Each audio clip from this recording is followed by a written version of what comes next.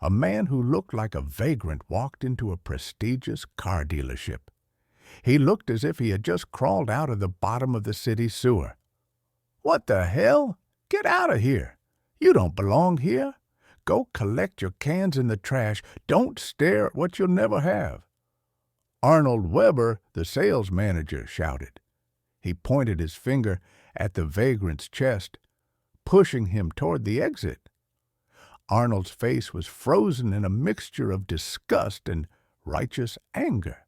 Over the past few months, billionaire Elian Thorne had sensed that something had changed.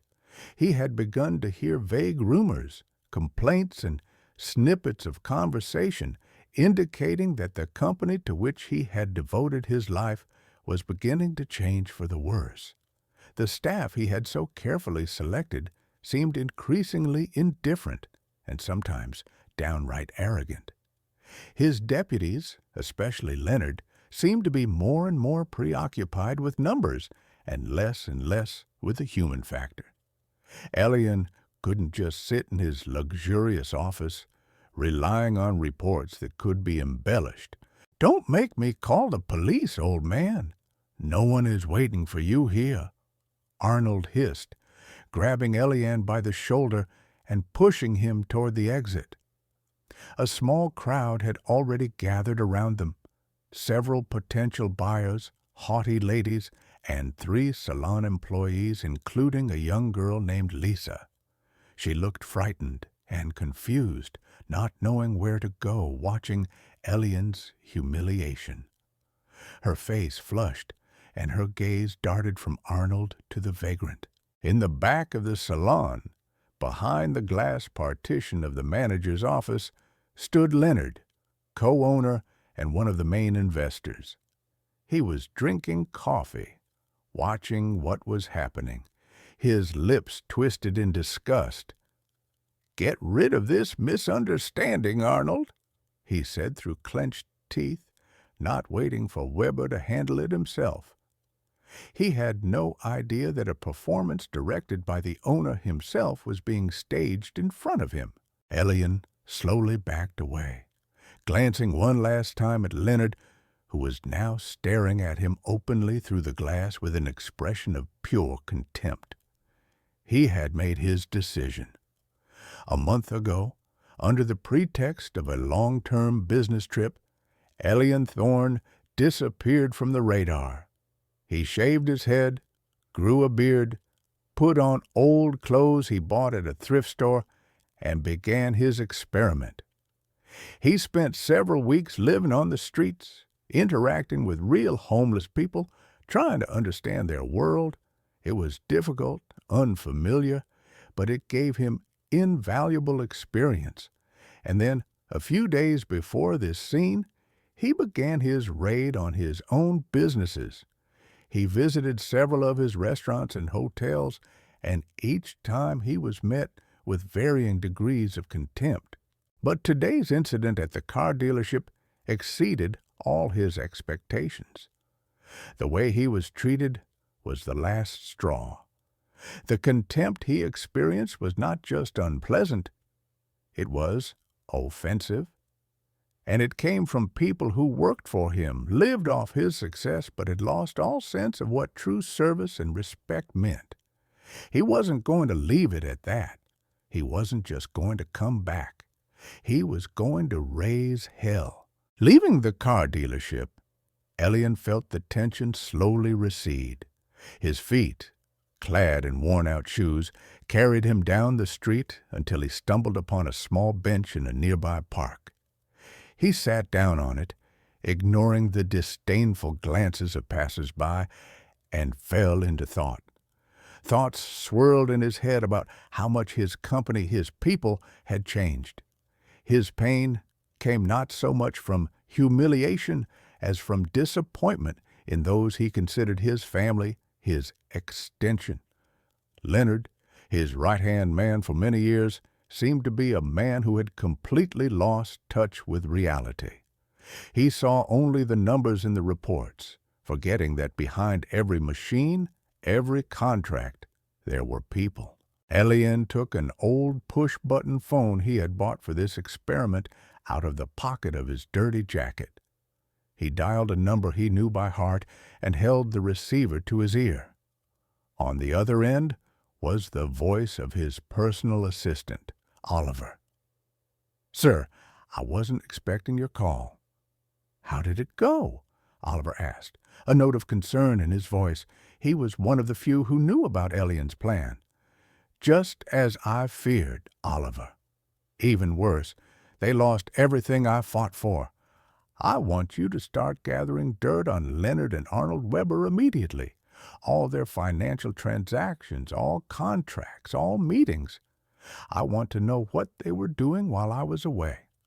Also, I need data on all key employees of the car dealership, their salaries, bonuses, sales results, every little detail." Oliver, a meticulous and extremely dedicated man, replied quietly, "It will be done, sir." Elian knew he could rely on him. Meanwhile, life at the car dealership returned to normal. Arnold Weber, beaming with satisfaction, went back to his business. He felt like a hero who had defended the dealership's honor from the street scum. He approached Lisa, who was still standing leaning against the wall, and whispered quietly, "What, Lisa? Never seen trash being disposed of before? You're lucky I did it and not you. Learn if you want to work in decent places." Lisa looked up at him with tear-filled eyes without saying a word. She couldn't understand how a person could be so cruel. Since childhood, she had been taught that all people are equal, regardless of their status. And now, seeing this with her own eyes, she felt something break inside her.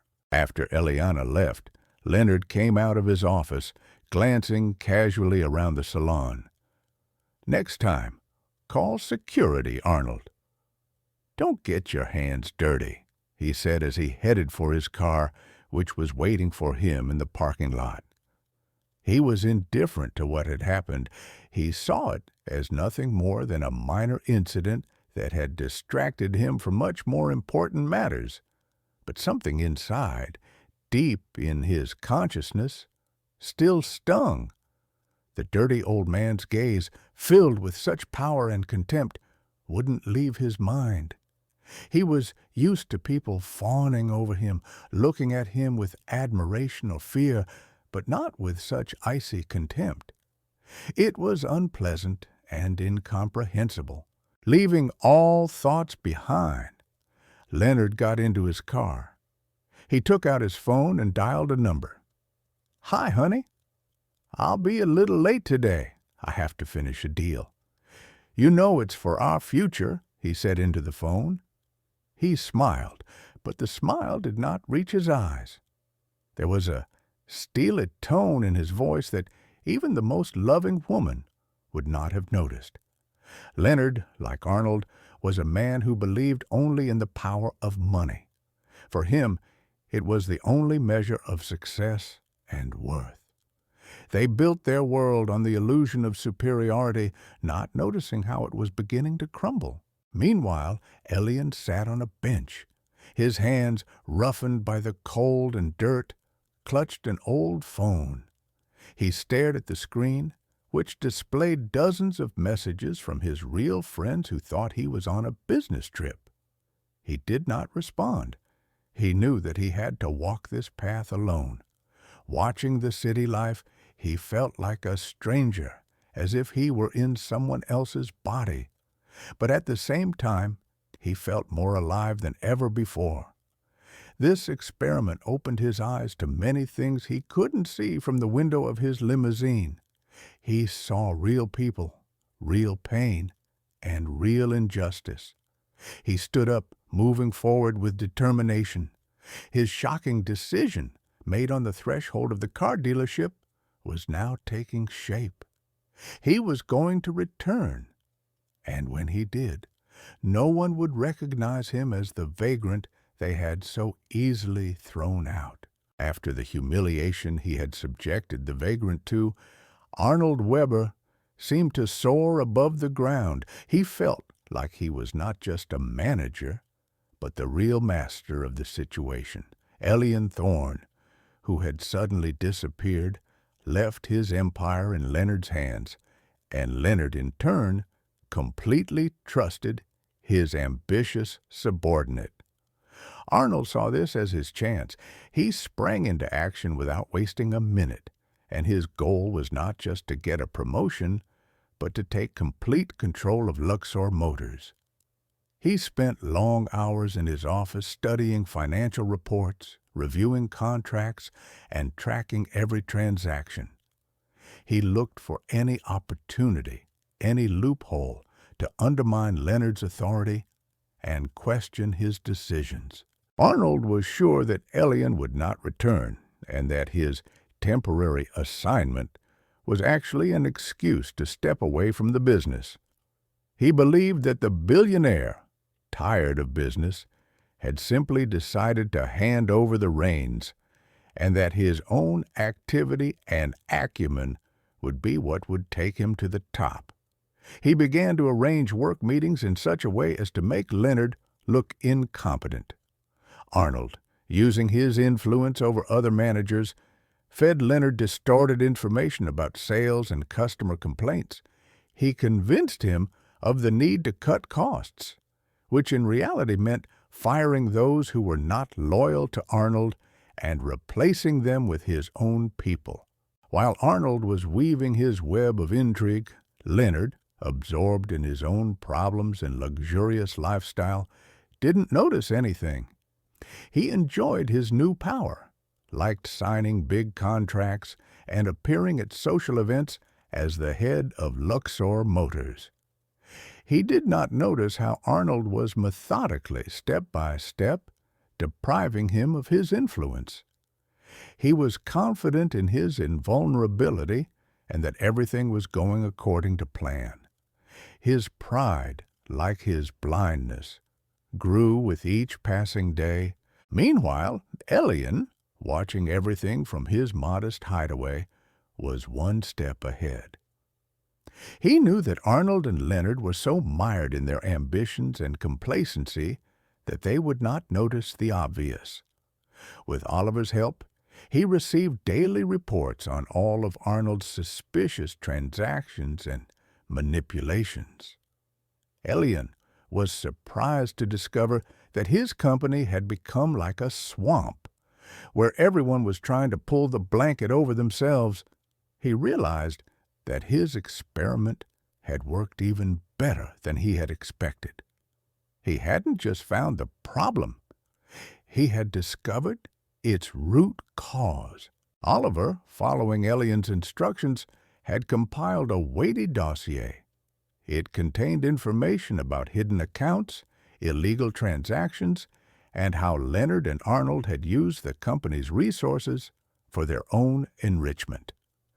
The most shocking discovery was Arnold's secret plan to merge the car dealership with a rival company owned by a relative. It was a real betrayal, which, in Elian's opinion, should be severely punished. He called Oliver, and his voice was firm as ever. "Oliver, I'm coming back. I'll be in the office tomorrow morning at 9. Prepare all the documents you've collected. Also, I want you to organize a board meeting, urgently. And yes, make sure Leonard and Arnold are present at the meeting. They will be very interested to hear what I have to say." Elian hung up the phone. There was no malice or anger on his face, only cold, calculated determination. He knew his return would come as a shock to everyone, but he was ready for it. He was going to stir up a real storm to cleanse his company of the filth that had permeated it. Leonard's office was silent, broken only by the rustling of papers. He sat at his massive desk, reviewing the reports Arnold had brought him. At first glance, everything looked perfect. Sales were growing, expenses were falling, profits were increasing. Leonard smiled. He was confident that he was handling his duties as head of Luxor Motors just as well as Elian himself. But suddenly, his gaze caught on one of the figures in the report that did not match his own calculations. He looked up at Arnold, who was standing opposite him, and his smile slowly faded from his face. "Arnold, what's this?" Leonard asked, pointing to the figure. Without batting an eye, Arnold came up with a plausible explanation.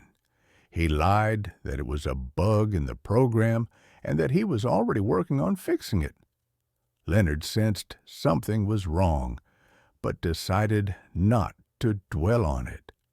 He was used to trusting Arnold and didn't want to waste time investigating.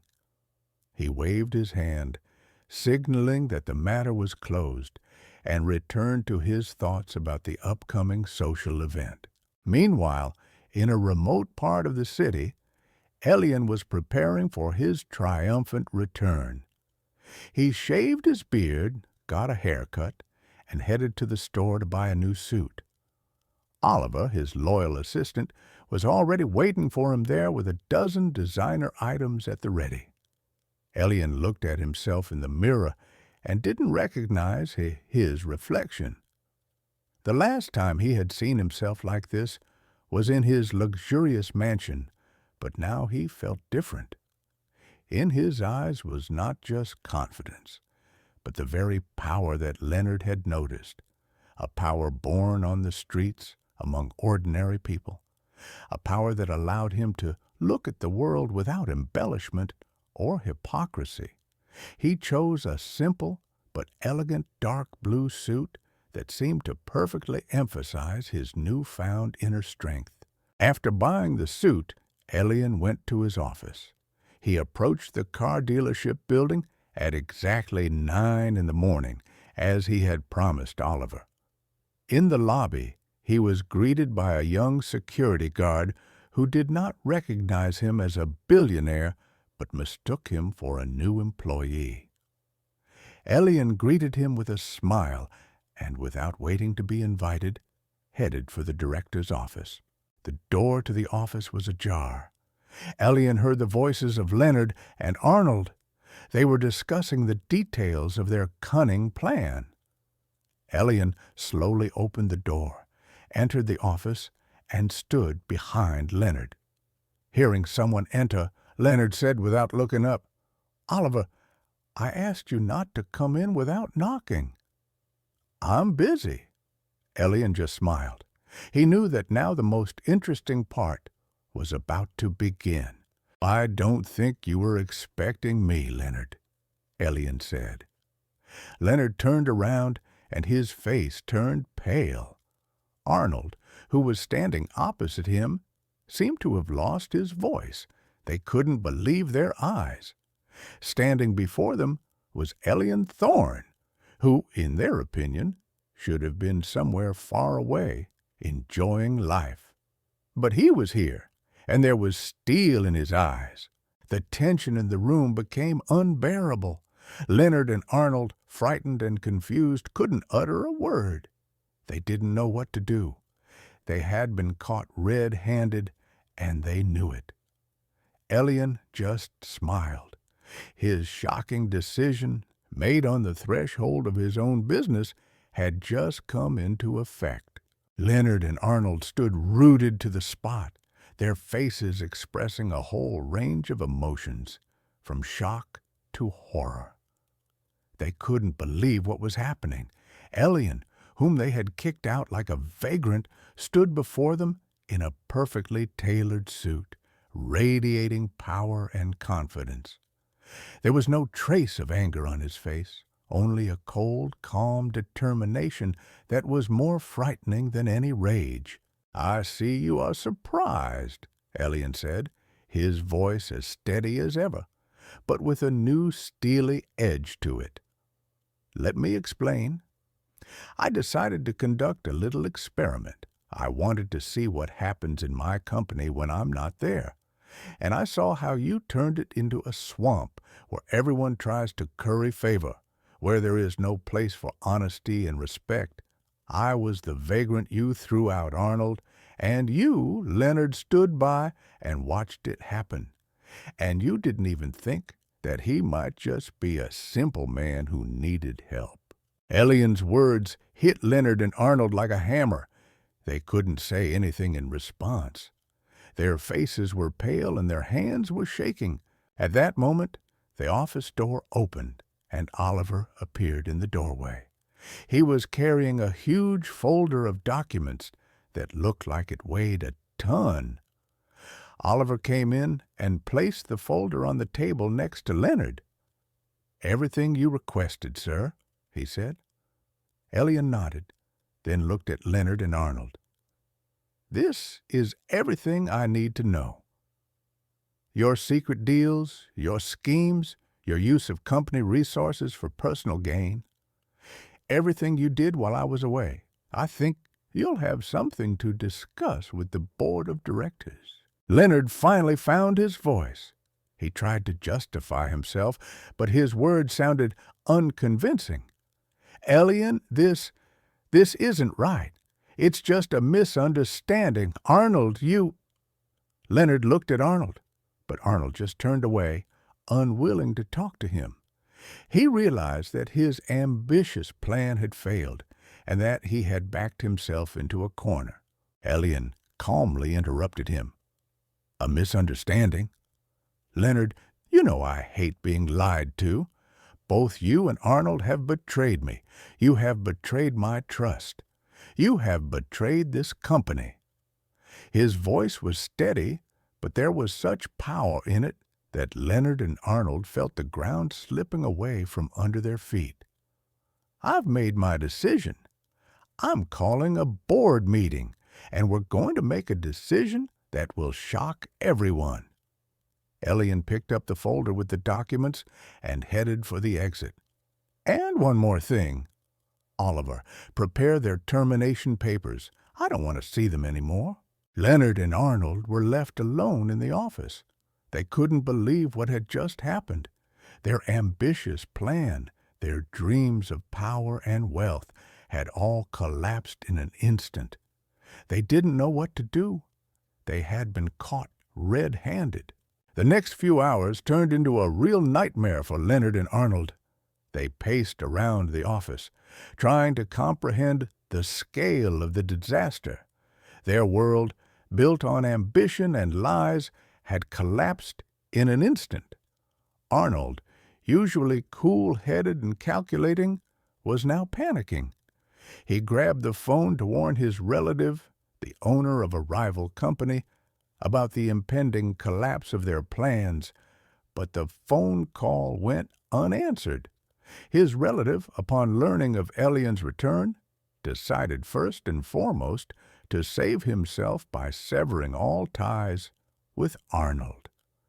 He did not want to be drawn into a scandal that could destroy his own reputation. Arnold, seeing that his own ally had betrayed him, felt the ground slipping away from under his feet. He was alone, and he knew it. He looked at Leonard, who was sitting at the table with his head in his hands, and saw complete confusion in his eyes. Leonard, more experienced in intrigue than Arnold, tried to come up with some kind of excuse. He dialed Elian's number, but the phone was turned off. He tried calling Oliver, but he didn't answer either. Panic was growing. He sat down at the table, put his head in his hands, and tried to concentrate. His brain, accustomed to working with numbers and contracts, could now think of only one thing. He had been caught.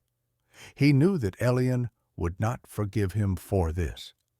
He had betrayed his trust, and that was the worst sin in the eyes of the billionaire. Leonard, despite his confidence in his own invulnerability, now felt small and helpless. His career, his reputation, his future, everything was hanging by a thread. Meanwhile, Elian, as promised, called an extraordinary meeting of the board of directors.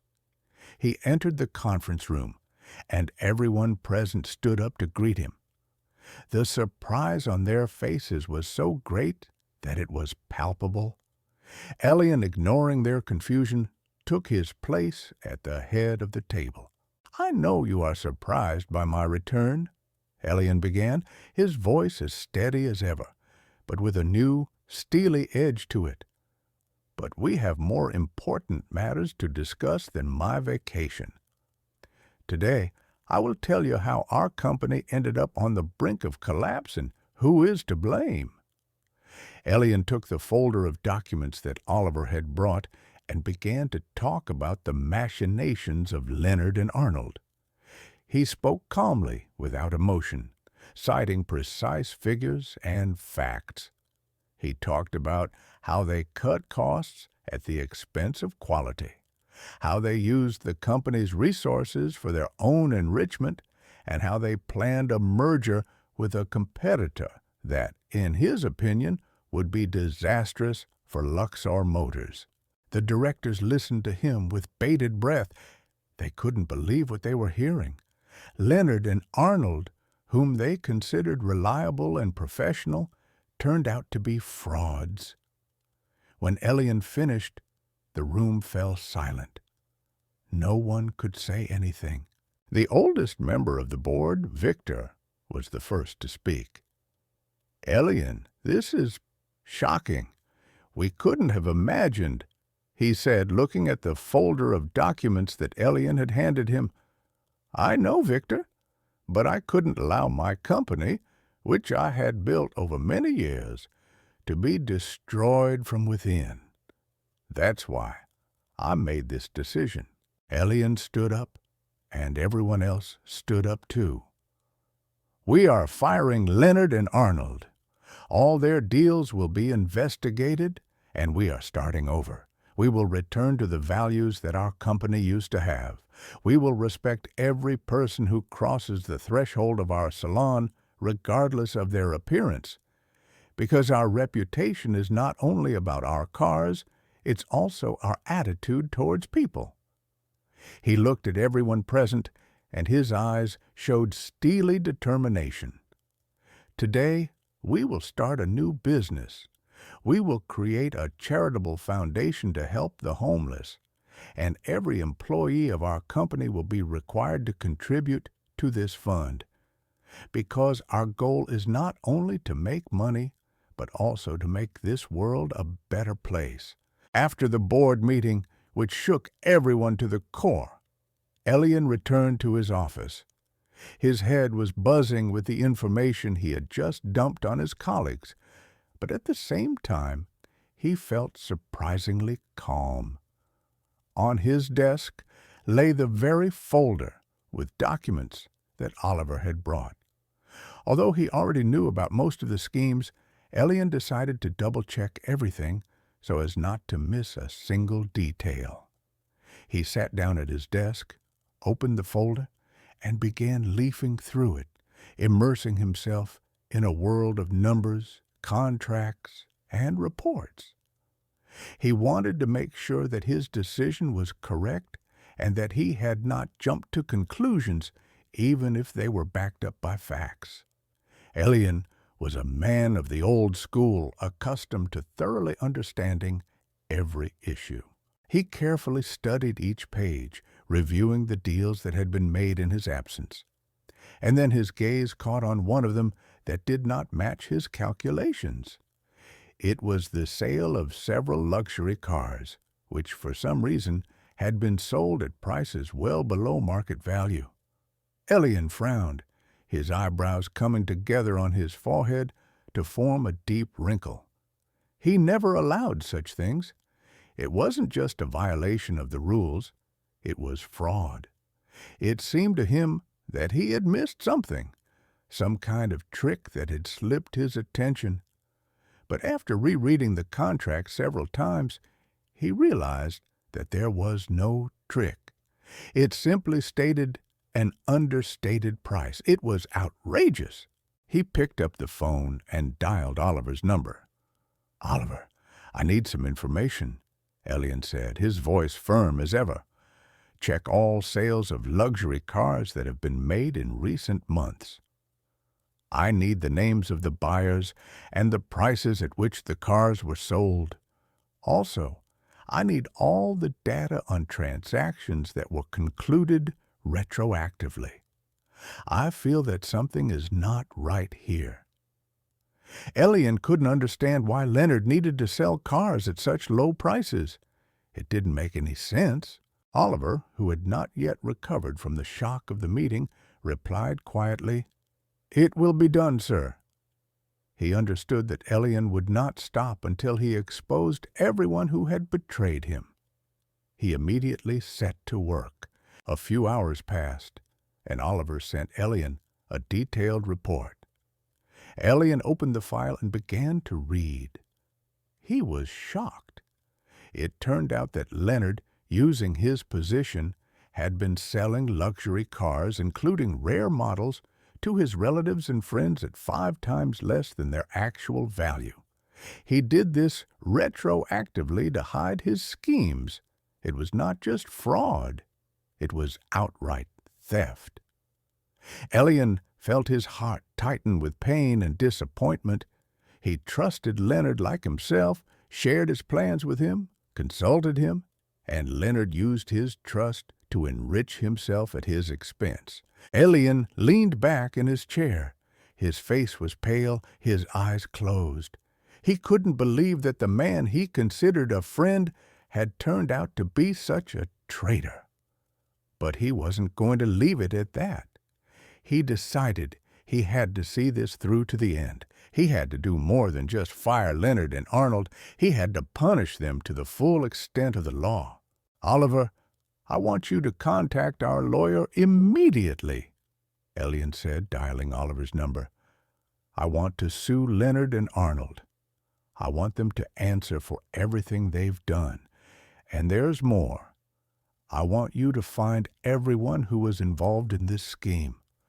I want them to answer for their actions, too. I will not tolerate this kind of behavior toward my company, and I will not tolerate this kind of behavior toward my clients. I want them to return all the money they stole, and I want them to be held accountable for their actions to the full extent of the law. Let this case be a lesson to anyone who thinks they can cheat and get away with it." Lisa, a young administrator, still couldn't forget the day Eliana was kicked out of the car dealership. She had witnessed this injustice, and the event had left a deep mark on her heart. She had only been working at the car dealership for a few months, but she had already grown to love her job. She had dreamed of working in such a prestigious place, but now she realized that glamour and luxury hid cruelty and hypocrisy. She couldn't accept how Arnold and Leonard treated people who, in their opinion, were lower in status than them. After Leonard and Arnold were fired, a tense silence fell over the car dealership. All the employees, from managers to cleaners, were in shock. They couldn't believe that Elian, who had disappeared so suddenly, had returned just as suddenly and caused such a commotion. They realized that they too could have ended up in Leonard and Arnold's place, and they were afraid. Elian, meanwhile, was completely immersed in his work. He spent long hours in his office studying the documents Oliver had given him. He discovered that Leonard and Arnold's schemes were much more extensive than he could have imagined. Not only were they selling cars at below-market prices, but they were also using company resources for their own enrichment. They were signing fictitious contracts with non-existent companies, laundering money, and evading taxes. Elian felt his heart tighten with pain and disappointment. He had trusted these people, and they had betrayed him. Meanwhile, Leonard and Arnold, fired and disgraced, found themselves at rock bottom. Leonard, accustomed to luxury, now couldn't find a job.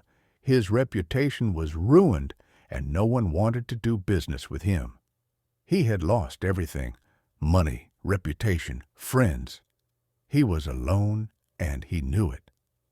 Arnold, who had always been more cunning than Leonard, tried to find work at another company, but his reputation was also tarnished. He was forced to take a low-paying job, and he felt his ambitions melting away with each passing day.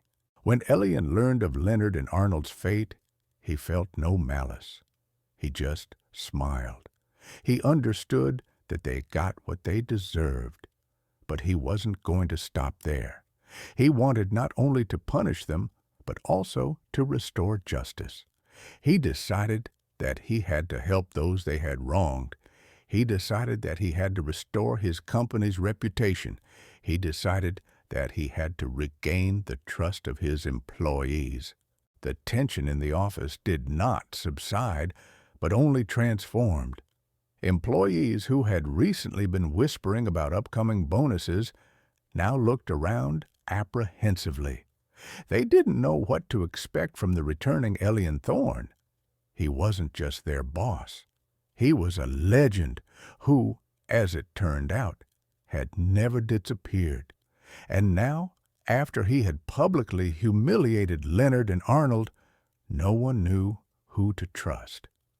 The atmosphere in the salon became tense, and everyone tried to show their loyalty and efficiency.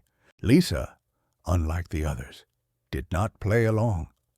She just did her job as before, but there was a certain caution in her movements. She felt like a stranger in this world of lies and betrayal.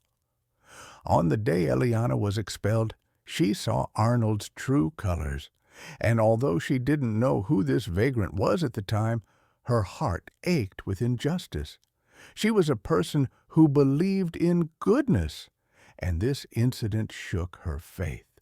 She was ready to quit at any moment if only she could find another job. One day, while Lisa was sorting documents, Oliver approached her. He was Eliana's right-hand man, and his appearance made everyone nervous.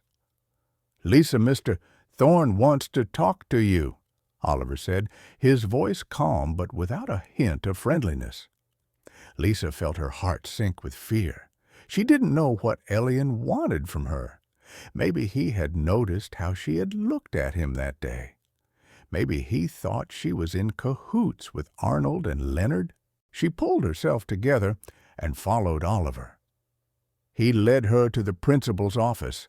The door was ajar. Lisa entered. Elian was sitting at his desk, looking through some documents. He looked up, and his gaze seemed to pierce right through her. "Have a seat, Lisa," he said. His voice was calm, and Lisa felt her fear slowly recede. She sat down in the chair opposite the desk and braced herself for the worst.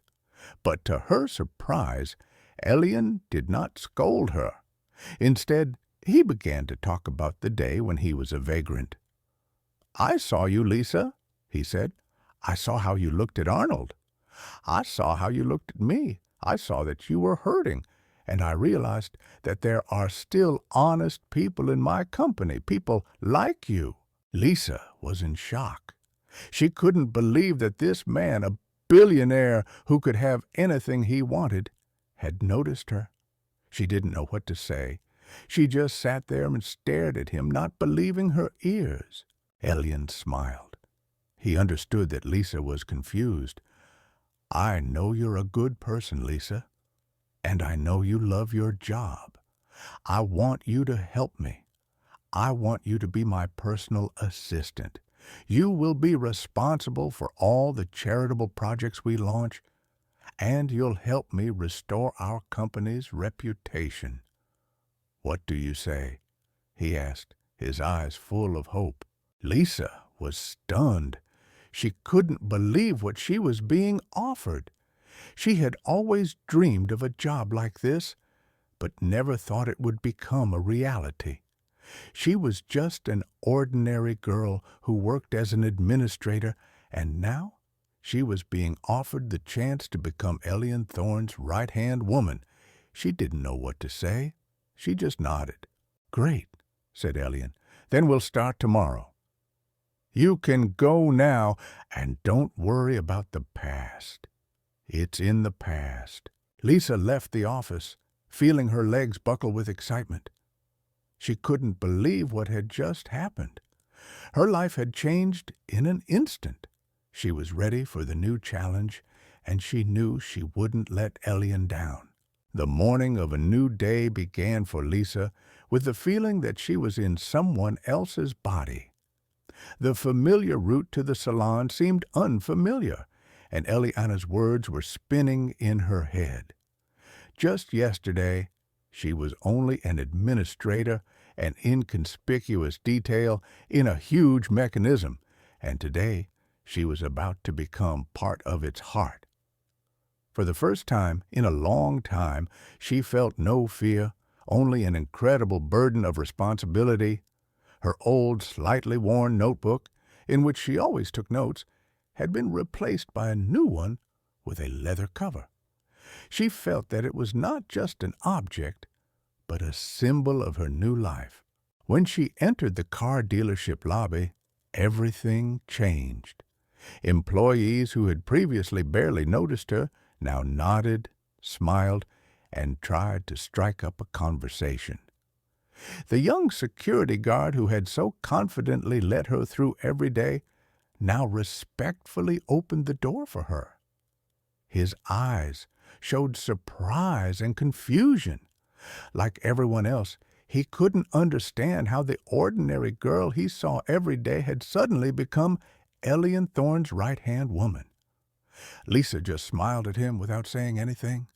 She understood that their world had been turned upside down. Oliver was waiting for her in Elian's office. He looked tired, but there was relief in his eyes. "Elian is waiting for you," he said, pointing to the office. Lisa took a deep breath and went in. Elian was sitting at his desk, looking through documents. He looked up and smiled. "Welcome, Lisa." "I'm glad you're here." He pointed to the chair opposite him. "We have a lot of work to do today. I want you to start with the most important thing. I want you to create a charitable foundation that will help the homeless. It won't just be a foundation. It will be our mission. I want every employee of our company to contribute, because we must not only make money, but also make this world a better place. And I want you to take care of this personally. You will be responsible for all the charitable projects we launch. I know you can do it." Lisa was shocked. She couldn't believe that Elian was entrusting her with such an important mission. She had always dreamed of helping people, but never thought it would become part of her job. She nodded, not knowing what to say. Elian stood up and walked over to the window. He looked out at the city stretching out before him, his eyes full of determination. "I want our company to be an example to everyone. I want people to know that we don't just sell cars. We sell dreams. We sell respect. We sell humanity. I want everyone who walks through the door of our showroom to feel special, no matter how much money they have in their pocket." Lisa listened to him, holding her breath. She understood that Elian wasn't just talking. He believed in what he was saying, and she believed it too. Suddenly, there was a knock at the door. Oliver entered, holding a thick folder in his hands. "Sir, this is the sales report for the last month. It seems there are some problems." Elian took the folder and began to look through it. His face darkened. "Well, Lisa, it looks like we'll have to start from the beginning. I see that Leonard and Arnold weren't just stealing. They were also deceiving customers by selling them cars that were faulty." He looked at Lisa, and his eyes were steely. "Now our task is not only to punish those responsible, but also to restore customer confidence. And we'll start with the most difficult part. We will have to contact every customer who was deceived and offer them compensation. And that won't be easy." The task that Elian had set for Lisa was enormous. She left the director's office, clutching a thick list of deceived customers, and her heart sank. She had always worked with happy people who came in pursuit of their dream, a new car. Now she had to call those whose dreams had turned into disappointment and deception. This was not just a job. It was a mission to which she had to devote her entire soul. Lisa returned to her old administrator's desk. She looked at the list in front of her and realized she had no other choice. She took a deep breath, picked up the phone, and dialed the first number. A tired, irritated voice answered on the other end of the line. Lisa introduced herself and began to explain that she was calling from the car dealership to offer compensation for a defective car. But her words were interrupted by a sharp, angry voice. "I know why you're calling," the man shouted. "You're just trying to shut me up so I don't sue you. You're all liars and crooks. Don't call me any more." The man hung up, and Lisa sat there, pressing the phone to her ear, not knowing what to do. She felt tears welling up in her eyes. She wasn't prepared for this reaction. She had expected anger, but not this kind of rage. She dialed the next number, but the reaction was the same. People were disappointed, angry, and they didn't believe her. They thought she was part of the same system that had deceived them. Lisa began to doubt herself.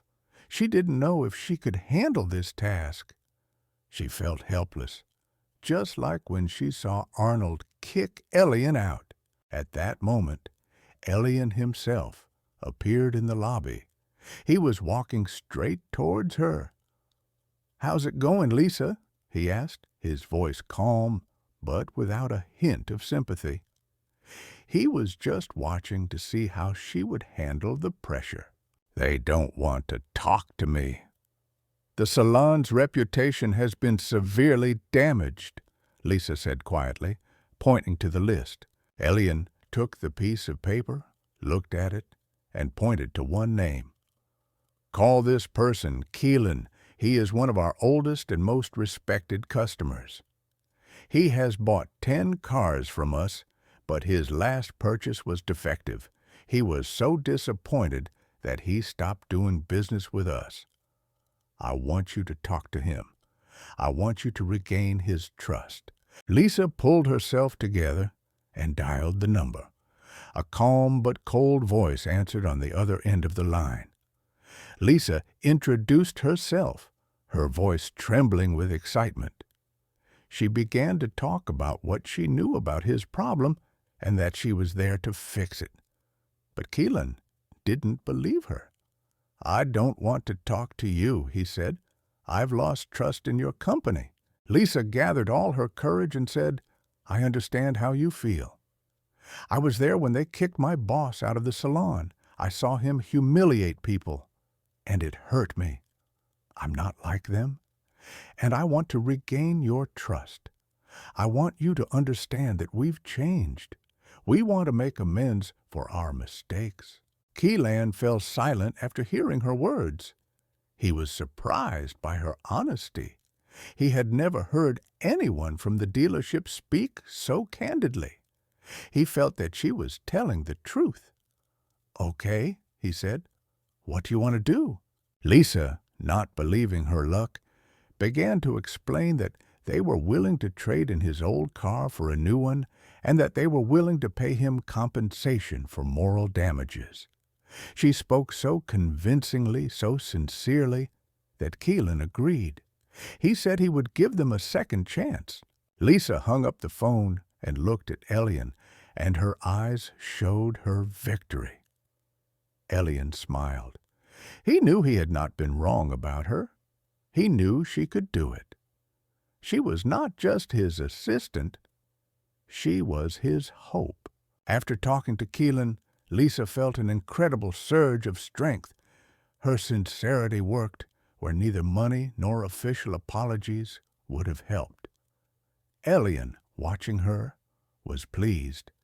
He saw in her not just an employee, but a person who shared his values. Over the next few days, they worked tirelessly as a team. Guided by her notebook and list, Lisa contacted the defrauded customers. Some of them were skeptical, but her openness and honesty gradually broke down the walls of mistrust that Leonard and Arnold had built. Elian, in turn, personally oversaw the process of compensation and replacement of defective cars. He wanted every customer to feel that the dealership had changed. Their joint efforts were fruitful, and the atmosphere in the dealership began to gradually change. Seeing that their boss was not just punishing the guilty, but also trying to correct mistakes, the employees began to work with greater diligence. Distrust gave way to hope, and everyone believed that better times were ahead for the company. Lisa became a living example to them that honesty and kindness are valued more than intrigue and lies. One evening, when the car dealership was already empty, Elian and Lisa sat in the office sorting through old accounting reports. Elian wanted to make sure they had found all traces of fraud.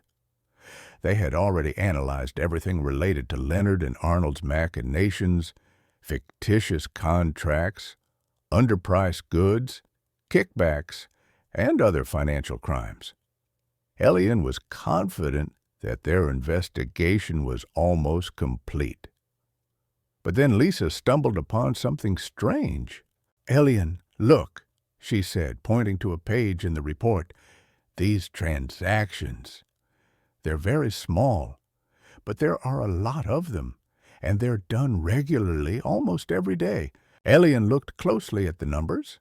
Indeed, the amounts were insignificant, unlike those in Leonard and Arnold's deals. They were not conspicuous, but their total amount was impressive.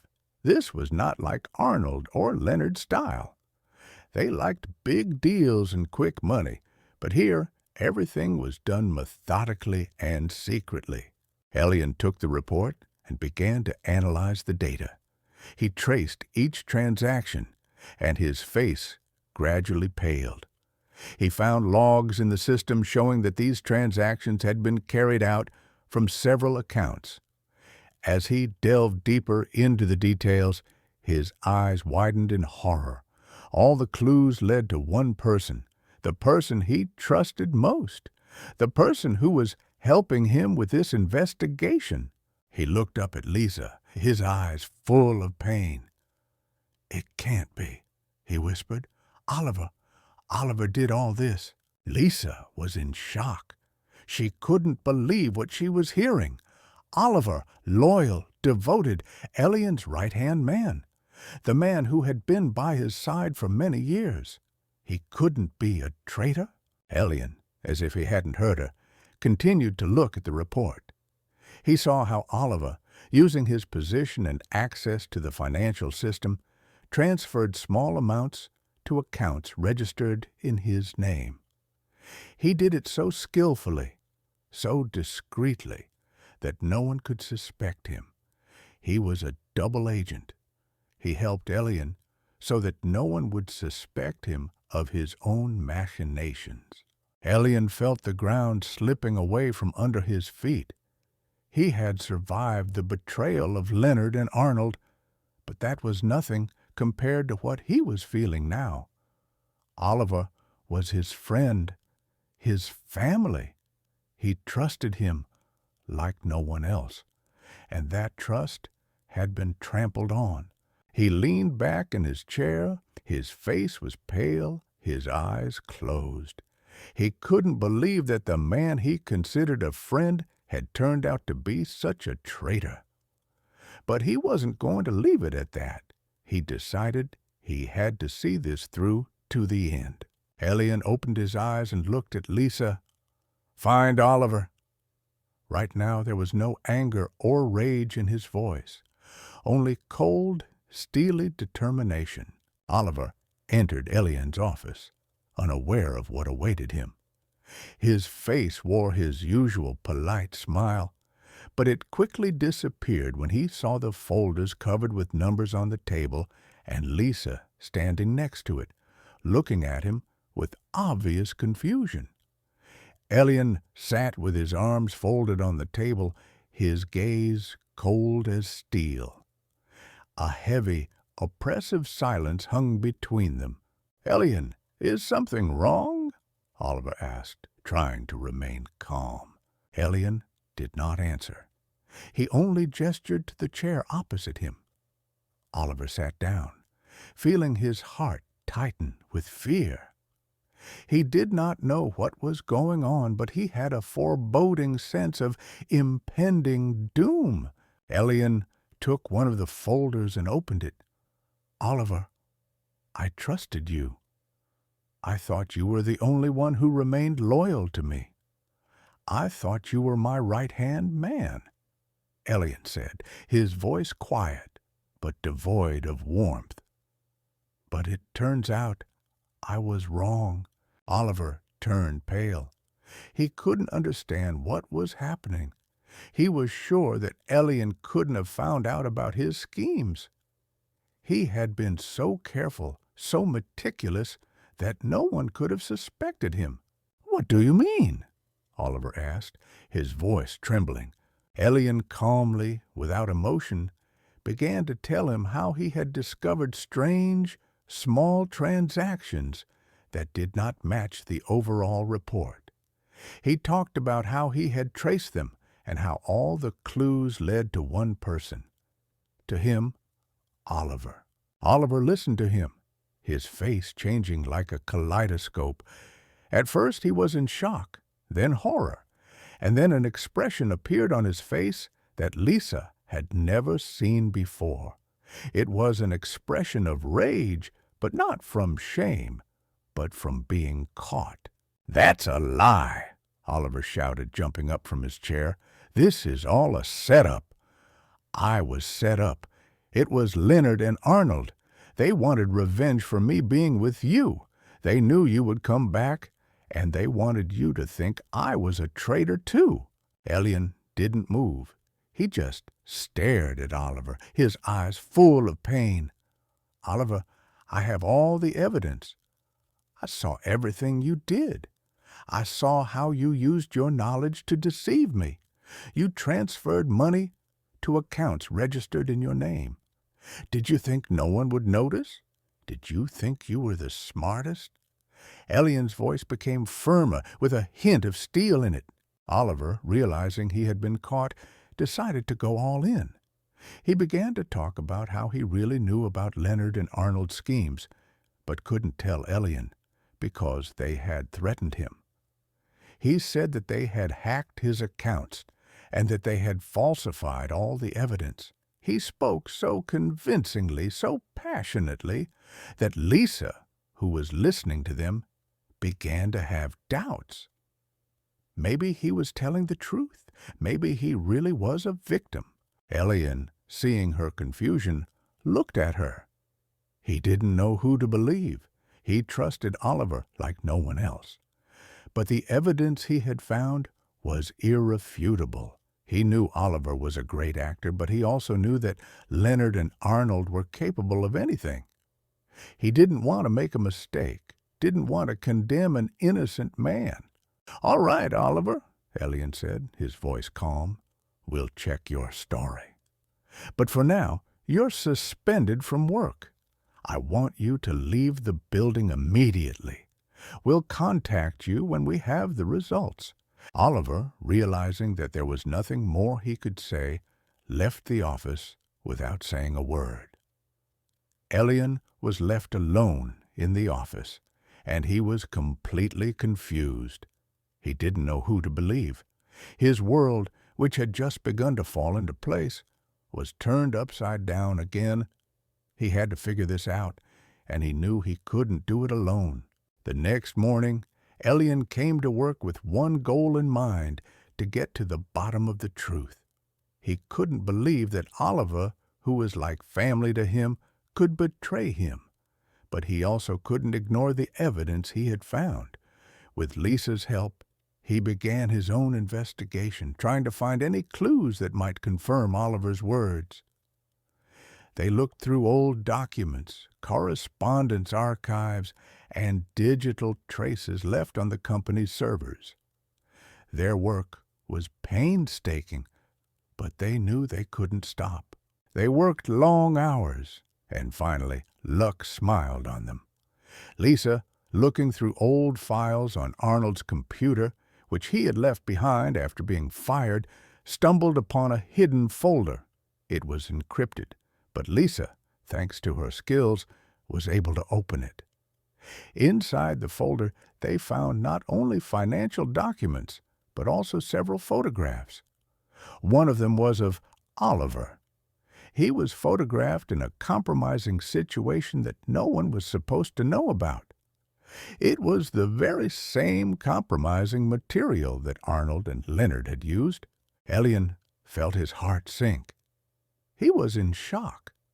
He understood that Oliver was not a traitor, he was a victim. He was forced to work for Arnold and Leonard because they blackmailed him. They used his trust and his secrets to make him do what they wanted. Elian wasted no time in calling Oliver and asking him to come to the office immediately. Oliver arrived, not knowing what to expect. He entered Elian's office, his face pale. He was prepared for the worst.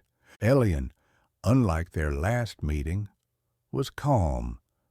He wasn't angry. He just felt pain. He showed Oliver the photo and documents they had found. "Oliver, I know you didn't want this." "I know you were forced into it," Elian said, his voice full of sympathy. Oliver cried when he saw the photo. He told Elian the whole truth. He told him how Arnold and Leonard, having learned his secret, began to blackmail him. They threatened him, his family, his reputation, and forced him to do whatever they wanted. He spoke so convincingly, so sincerely, that Elian couldn't help but believe him. He realized that Oliver was not a traitor, but a victim. Elian, having learned the whole truth, made a decision. He would not punish Oliver. On the contrary, he would protect him. "Oliver, I want you to contact our lawyer immediately," Elian said. "We're going to sue Arnold and Leonard. We're going to expose them, and I want you to be by my side. I want you to help me restore justice." The atmosphere in Elian's office was one of tense concentration. Seated at a table covered with documents were Elian, Oliver, and Damien, the company's chief lawyer, a man with an impeccable reputation and an icy calm in his eyes. They were preparing to file a lawsuit against Leonard and Arnold. All the evidence gathered by Elian and Oliver seemed irrefutable. It seemed that victory was in the bag and justice was about to prevail. Damien, carefully studying each folder, finally looked up. His face was serious. "The documents you have provided, sir," he began, his voice calm, but without a hint of optimism, "indicate large-scale financial fraud.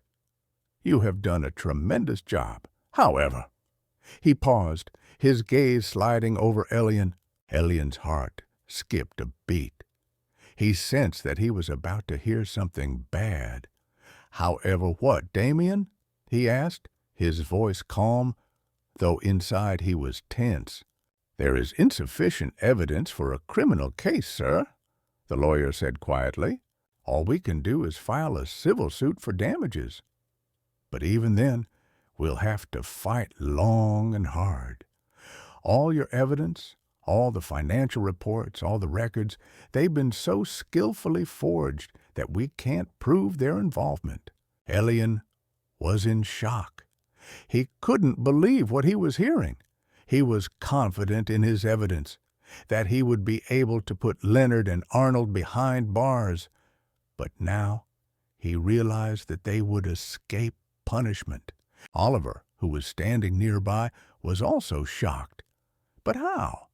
I checked everything myself.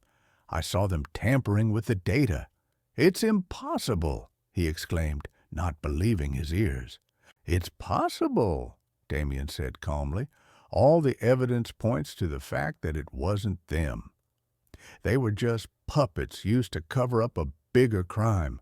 Someone very smart and very influential was behind them." Elian felt his world collapse again. He thought he had found the culprits, but it turned out he was wrong. He was in shock. Who could be so influential as to manipulate financial documents and cover up the traces of crimes? Damien, seeing their confusion, continued, "They were just pawns. I conducted my own investigation and discovered that one person was behind all these machinations. And that person is Leonard's father, Arcadis Thornton." The lawyer's words hit Elian like a hammer. He couldn't believe what he was hearing. Arcadius Thornton. He was one of the most influential people in the city. He owned huge companies, had connections in the government, and was known for his ruthless character. He was so powerful that no one dared to contradict him. He was untouchable. "That explains everything," Elian whispered. "Why Leonard was so confident. Why Arnold got away with his schemes so easily. They had protection. They were sure that no one would be able to get to the truth because Arcadia Thornton was protecting them." Damien nodded. "Exactly. We can't beat him in court. He's too influential. He can bribe any judge. He can forge any document. He can silence anyone. If we take him to court, we'll lose, and we'll lose everything we have." Damien left, leaving Elian alone in the office. The air in the room felt heavy, saturated with the bitterness of defeat. Elian looked out the window at the city lights, which now seemed like a mockery to him. He, a billionaire, a man who could buy anything he wanted, was powerless. His money, his power, his reputation, all of it was nothing. In the face of Arcadius Thornton, who ruled the world like a puppet, Elian felt broken. He had fought so long and so hard, lost so much, only to realize that his enemy was invulnerable. He thought justice would prevail, but he realized that in this world, justice was just a word that carried no weight in the face of power and money. He was ready to give up. He was ready to admit defeat. But then he remembered. He remembered what he had learned when he was a vagrant. He remembered that there was more to this world than money and power. There were other forces that could not be bought. The power of truth, the power of the public. He remembered how people looked at him when he was a vagrant. They did not see him as a billionaire. They saw him as a human being, and they believed him when he told the truth. He realized that he had to act outside the rules of Arcadius Thornton. He had to go beyond the limits he had set for himself. He had to use a weapon that was stronger than money and power, the weapon of truth. Without wasting a minute, Elian called Oliver and Lisa. He asked them to come to the office immediately. They arrived, not knowing what to expect. When they entered the office, they saw Elian standing by the window, his face calm, but his eyes burning with fire. "I know you think we've lost," Elian began, "but that's not the case. We've just lost a battle, not the war. Arcadia Thornton is too powerful for us to defeat in court. But we can defeat her on another battlefield, the battlefield of public opinion." Lisa and Oliver exchanged glances. They didn't understand what he was talking about. "We're not going to sue him," Elian continued. "We're going to take a different approach. We're going to tell the whole world what he did. We're going to tell them about his schemes, his lies, his betrayal. We'll use the truth to destroy his reputation. We'll make him answer for his actions before the whole world." Lisa was stunned. She couldn't believe that Elian was willing to take such a risk. She understood that Arcadius Thornton could destroy them all if they went against him. "But it's dangerous," she said. "He could destroy us." "I know," Elian said calmly, "but we have no other choice. We can't let him get away with this. We have to fight for justice, even if it costs us everything." Elian looked at Lisa. "Lisa, I want you to be the face of this campaign. You are our strongest asset. You are an honest person who is trusted. You will tell the whole world what happened, and I will be by your side. We will fight together." The morning of the press conference was cloudy, but the sun was shining in Elian's heart. He stood in front of hundreds of journalists, cameras, and microphones, and his heart was not beating with fear, but burning with determination. Lisa and Oliver stood next to him. Their presence was symbolic. One was the embodiment of honesty and new values. The other was proof that forgiveness and understanding are stronger than revenge. They were a team ready for battle. Elian began his speech. He spoke not as a billionaire, but as an ordinary man who had been deceived. He told his story, how he had grown tired of luxury and lies, how he had decided to dress as a vagrant to see the world through his own eyes. He spoke of the contempt he had experienced, of how he had been kicked out of his own store. He told of the betrayal of Leonard and Arnold, of how they had used his trust to enrich themselves. And then he moved on to the most important thing. "We thought we had found the culprits," Elian said, his voice firm.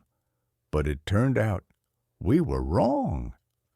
Behind all these machinations was one man, a man who controlled everything like puppets. That man is Arcadius Thornton." There were gasps of surprise in the room. Everyone knew the name Arcadius Thornton. He was a legend, a man no one dared touch. But Elian, ignoring the audience's reaction, continued. He showed the journalists documents proving that Arcadius Thornton was the mastermind behind the whole scheme. He told how Thornton had used his son and Arnold to destroy the company and enrich himself. Elian's speech was so emotional, so sincere, that no one could remain indifferent. He wasn't just presenting facts. He told a story of betrayal, of the fight for justice, of how even the most powerful people can be vulnerable in the face of the truth. Lisa, who was standing next to him, added a few words, talking about her experience and how important it is to believe in goodness. Her words were simple, but they were so sincere that they touched everyone's hearts. The press conference became a sensation. Video recordings of Elian's speech spread around the world, and everyone was talking about one thing, how a homeless billionaire had exposed one of the most influential people in the world. Arcadius Thornton, who had always remained in the shadows, was now in the spotlight. He was caught. He couldn't control the press, couldn't bribe the millions of people who had seen his true face. His reputation was ruined, his stock was falling, and lawsuits were pouring in. He was defeated. Leonard and Arnold, who had lost their patron, found themselves completely isolated. They were arrested and now faced severe punishment. The justice that Elian had sought for so long had finally prevailed. He had won, but not with money or power. He won with the help of the truth, which proved to be the strongest force of all.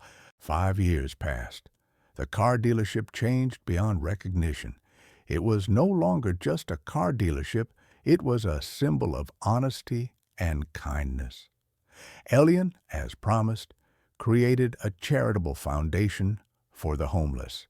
Every employee of the company contributed to it, and it became part of their mission. Elian Thorne, although still a billionaire, had changed.